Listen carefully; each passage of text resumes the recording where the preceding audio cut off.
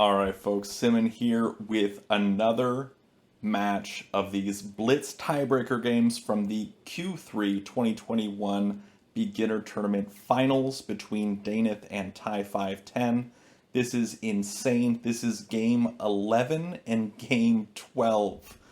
That's how many matches they've played.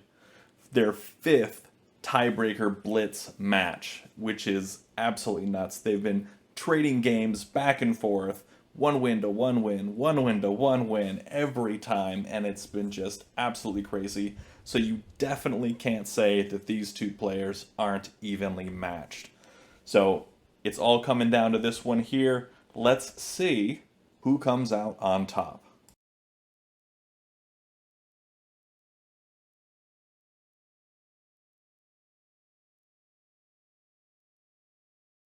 All right, looks like we got the next game going on right now. They've already they are so quick. I can hardly get in time. I don't even know what game this is. Okay, so that was game 10. So they tied again. So this is game 11. So I would say, I'm going to go out on a limb here and say they're a pretty even match. I'm also going to say that this is a familiar pattern that we're seeing in a lot of these games so far. They're playing very similarly in the opening in their games. And I think that's something that you kind of have to lean on, is what you're familiar with when you're playing Blitz games, because the time is so short. You don't have so much time to think. So just bringing out this stuff that you've already done time and time again is going to be an advantage for you. So yeah, this is game 11. And it's anyone's game right now. Whoever wins doesn't really matter right now. It just matters who wins the second game. Really the combination of both. So we see black coming down, cutting off that white tack threat. Now white has come across and captured. This is where we're likely going to see a capstone drop. We do see the capstone drop right here at C3, ready to come across and capture this stack.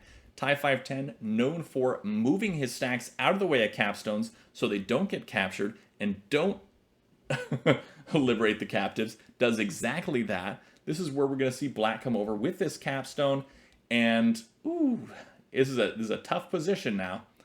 Black likely going to come down or place here. This is attacked right now for black. White's going to move D2 over. How did I know that? I don't know. I watched and played a lot of attack. This is where black is in a bit of a pickle, because black's got to do something about this diagonal connection here pretty quick. Wall, flat, something to keep that from coming back to bite them with attenuate. So they've got a tack threat now. Black stops it, bringing that capstone down, and creates their own tack threat at the same time. Well done. This is where white will potentially bring this over to continue their tack threat. That is something that white has done. thai510 has done in a lot of the games so far, has created the first and quickest tack threat possible. Looks like he's taken a little bit more time and won't make that D1 left move that we're so used to seeing from him. Instead, may decide to play up here, play this capstone, bring that down, down to C2. Let's see. Decides to bring the capstone down. Doesn't go for the obvious threat. Maybe some player growth here. Black immediately dropping that wall. Don't think that's going to be as strong as he thinks it is, because he does have, white does have this hard capstone here. Hard capstone being a term we talk about in the terminology video of TAC University. All right, looks like D1 to the left. White is coming across, ready to place up here next to make that tack threat. Black now dropping, ready to come over and capture. White placing this to recapture and win that capture war.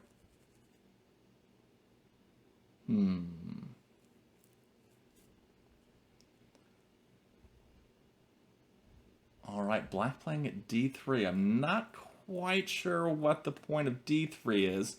This is where white now has a tack threat. Black's got to move this wall to come up here and capture. That's the only move that really stops this. Black can delay by capturing with D1 first, but then B1 comes over, then black is going to have to move this wall upwards. That was the only move to actually stop this tack threat.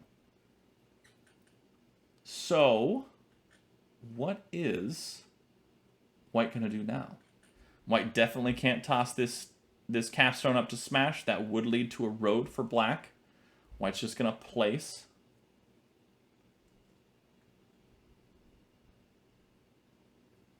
Probably good to place there. Keeps black from placing there and moving around to work around this white capstone for the road. Black now placing up top. Now, I like this move for a couple of reasons. Number one, it's able to come over and stop this white road at an anchor point. But number two, it also works towards a vertical threat for black. White placing here also helps. That was also a good move. Ooh, white now playing at D5. Next, we're probably going to see an E3 here from white, so black should probably play E3, so white can't make that tack threat right away. But if black does play at E3, white's likely going to play here at C4. White's in a pretty strong position right now. Not much black can do.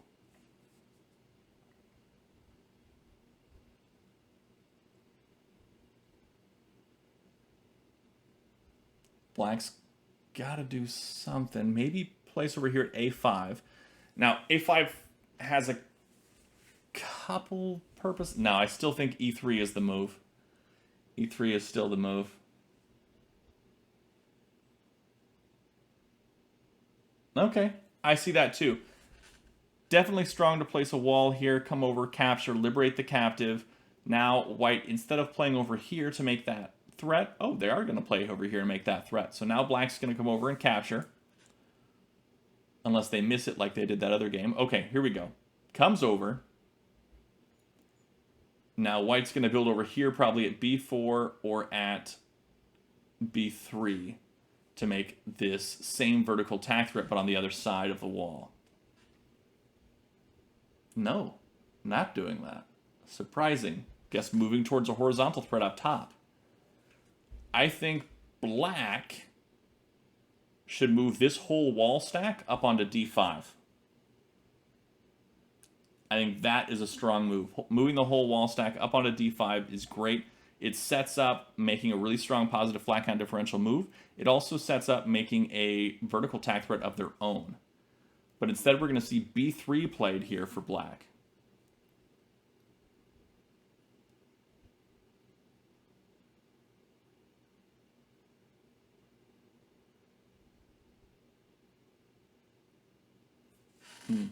Okay, I can see some good things with B3 as well. My thought process on that is if they move this whole stack upwards, then white plays down here to stop them, black plays here, and then can bring that whole stack over, that wall over, in kind of a sneakier road threat. This is where black now needs to bring this stack upwards. Okay, now they've blocked off that horizontal threat. What is white's plan? Is white going to place here at B4? Does play at B4. Not a tack threat currently, but there will be one on the next turn. Black now makes the tack threat. Moving this wall to the side stops it, or starts the threat, starts the road. So white needs to either capture over onto D6 or capture over here onto D1 or capture over there onto D3 in order to stop that.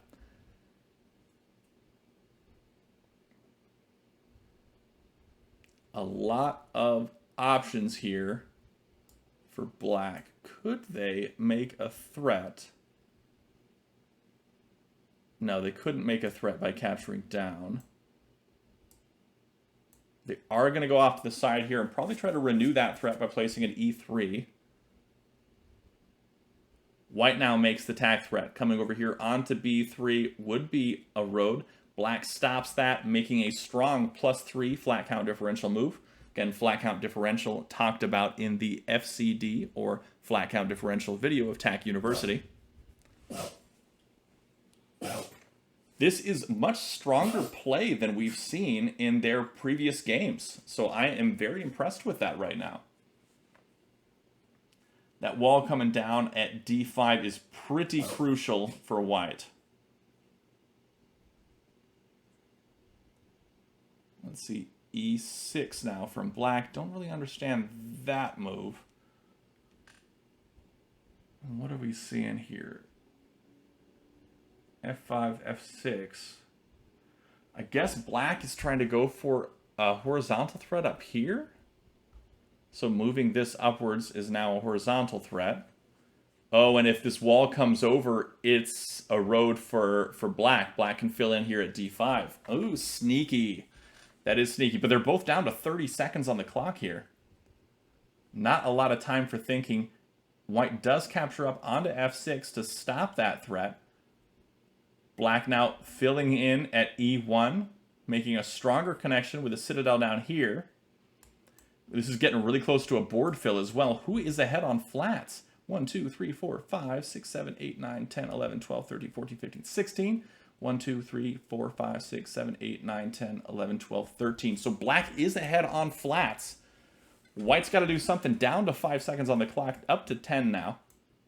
Black wins, forces the flat win by getting a board fill. You don't see a board fill too often, so well done, black, for forcing that flat win. That was a strong play there. Well done. That was good. You don't see board fills hardly at all, and so it's really fun when you see one, especially when you see one gives you the win like this in a tournament. So, that was game 11. We're going to go into game 12. daenyth did win as black here. And typically, in almost all of these games, white has been winning. We'll see if daenyth can win as white in the next game. If they do, they win the tournament. But this was definitely my favorite game of their whole series so far. They've played 10 games together, and this one has been my favorite to watch. They played very well, some much better play than I think even than they played in their regular timed games. Unless I'm just misremembering. I've been watching a lot of Blitz. Okay, so here is game 12. Game 12? No, game 12. If daenyth wins this as white, daenyth wins the tournament. We'll see. All right, so white's still going for that edge crawl. Black trying to work for that horizontal line. Both capstones coming out. Turn 6 is when both capstones were out. White now making the first tack threat of the game on turn 7. Coming over with this capstone would be a road. Black comes up, starts working towards that horizontal threat. This is where I think white should play here. I was saying e4, but instead they decided to play at f5. I guess to come down onto f4 and make that tack threat. I can definitely see that. It's not a bad play. Now, will there be a wall here or a capture? How's this going to play out? Here's a wall.